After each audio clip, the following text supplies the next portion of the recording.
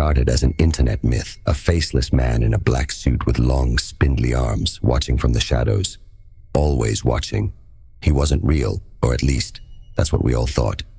But in 2014, the myth of Slender-Man became horrifyingly real, and a young girl's life was changed forever. This is the chilling story of how an online legend pushed two young girls to commit a crime so disturbing, it shocked the entire world.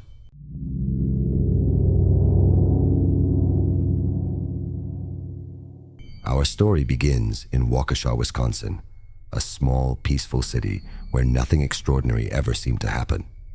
It was the kind of place where parents felt safe letting their kids roam free, and where 12-year-old Peyton Leutner lived a carefree life with her friends. But Peyton didn't know that two of her closest friends, Morgan Geyser and Anissa Weier, had been hiding a terrifying secret, a secret that would turn her life into a living nightmare.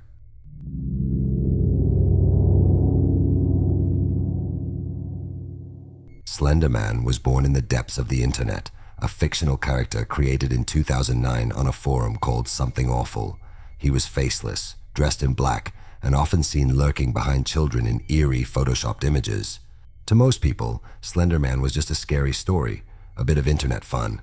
But to Morgan and Anissa, he was something else entirely. They didn't just believe in Slender-Man, they worshipped him.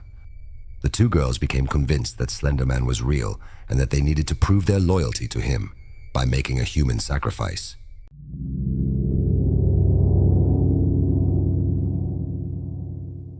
Over weeks, Morgan and Anissa planned the unthinkable.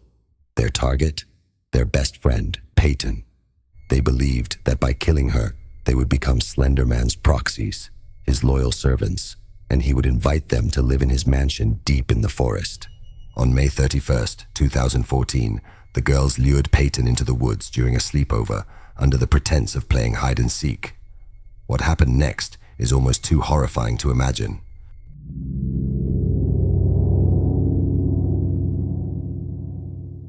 In a secluded part of the woods, Morgan suddenly pulled out a knife, a kitchen knife she'd brought from home. Together, she and Anissa stabbed Peyton 19 times. 19 times. The wounds were severe. Two of the stabs struck major organs, one narrowly missing her heart by less than a millimeter. The girls left Peyton bleeding in the woods, telling her to stay still and that they would go get help. But it was all a lie.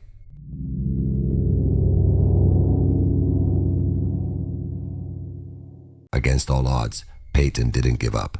She found the strength to crawl out of the woods and was discovered by a passing cyclist, who immediately called 911.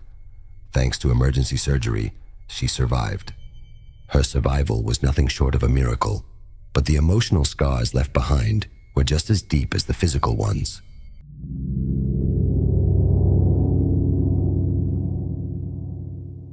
Morgan and Anissa were quickly arrested, and their motives shocked everyone. They claimed they had no choice. They believed Slender-Man would kill their families if they didn't obey him. Morgan was diagnosed with schizophrenia, while Anissa was found to have delusional disorder. Both were sentenced to lengthy stays in mental health facilities instead of prison.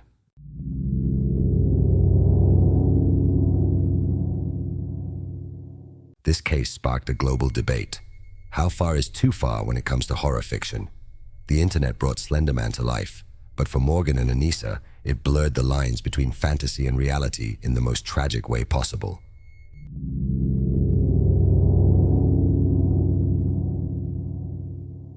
Peyton's bravery and resilience remind us of the strength of the human spirit, even in the darkest of moments. Today, she lives a private life, trying to move on from a nightmare she never asked for. And as for Slender-Man, he remains a reminder of how the stories we tell can sometimes take on a life of their own, with terrifying consequences. Do you think internet myths like Slender-Man are harmless fun, or do they have the power to influence dangerous behavior? Let us know your thoughts in the comments below.